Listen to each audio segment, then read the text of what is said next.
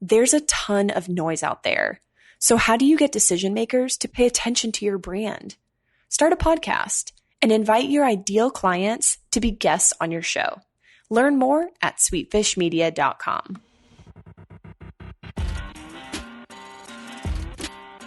You're listening to the B2B Growth Show, a podcast dedicated to helping B2B executives achieve explosive growth.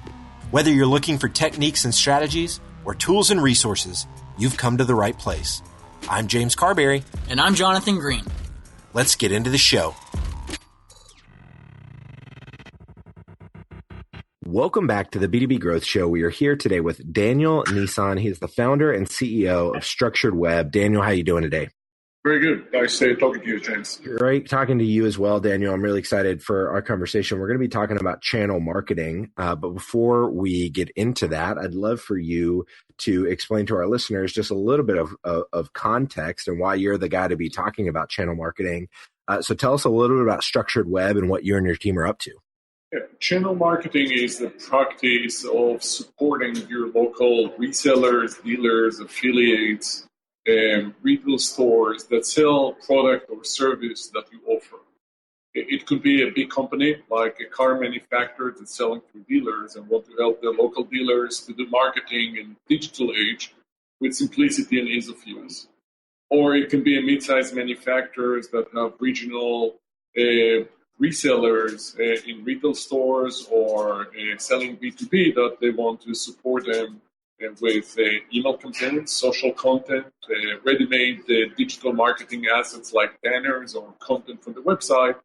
And they want to take the complexity and the time-consuming processes from asking those resellers to do it on their own.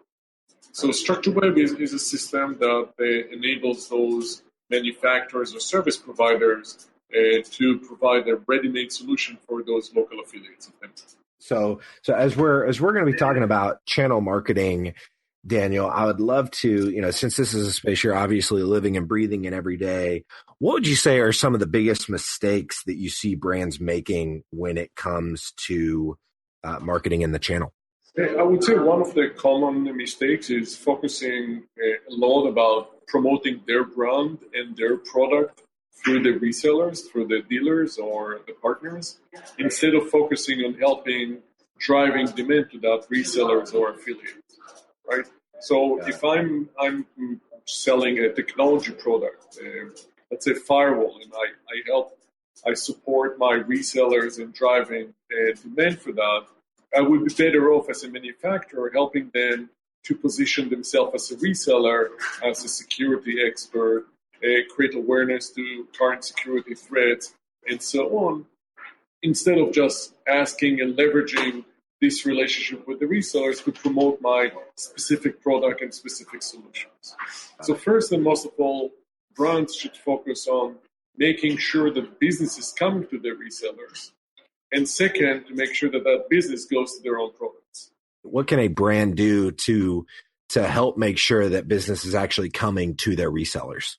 So as we took this example of a network security reseller, if a brand A wants to support them, instead of talking about product A or product B or product C and how great this product is and how this product is better than the competitor or what's the price of this product, they should give priority first to help that reseller establish themselves as network security experts. For example, they can help that reseller by providing them content through StructuredWeb to send a weekly or monthly email newsletters about current security threats and things that business people should pay attention when they protect their information technology. Second, they should help them to publish social content on their social network. It can be LinkedIn or Twitter, and in some cases, even through Facebook, about security threats, about security risks, about security trends that businesses and their employees should pay attention to. By helping that reseller to become an advocate of network security, become, in the local level, a thought leader, that would help make that resellers more empowered, that help the reseller to drive more business to them from local educated audience.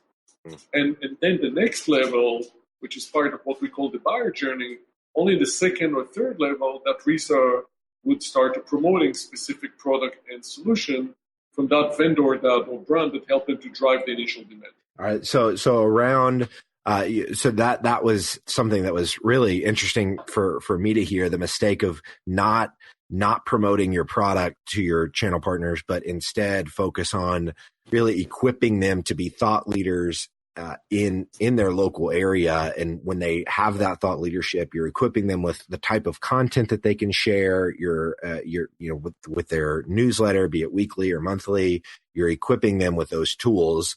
So they are now seen in their area as being, the go-to resource for whatever the topic is. Then the business is going to come to them, and they're going to be much more incentivized to sell your product, your service. Are there other mistakes, Daniel, that you see a lot of brands making when it comes to channel marketing? Yes.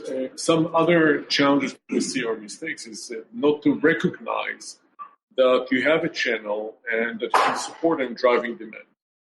I would use for this example a case of a flour manufacturer and their bakeries or local bake shops, right?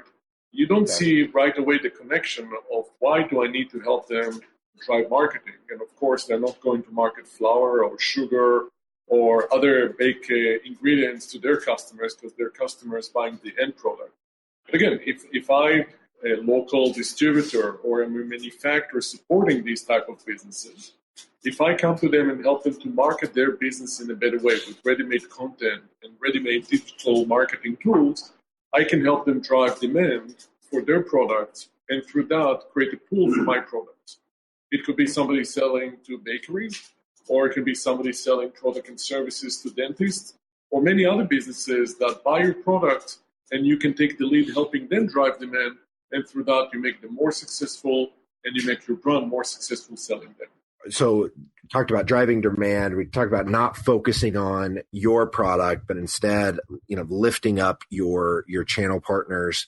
So we've talked about a couple of mistakes. Are there best practices kind of that aren't necessarily related to demand generation and focusing on the channel partner from the perspective of kind of equipping them with resources? Are there other best practices that folks listening to this can go and implement into their channel program today to increase the likelihood of partners more effectively selling their product?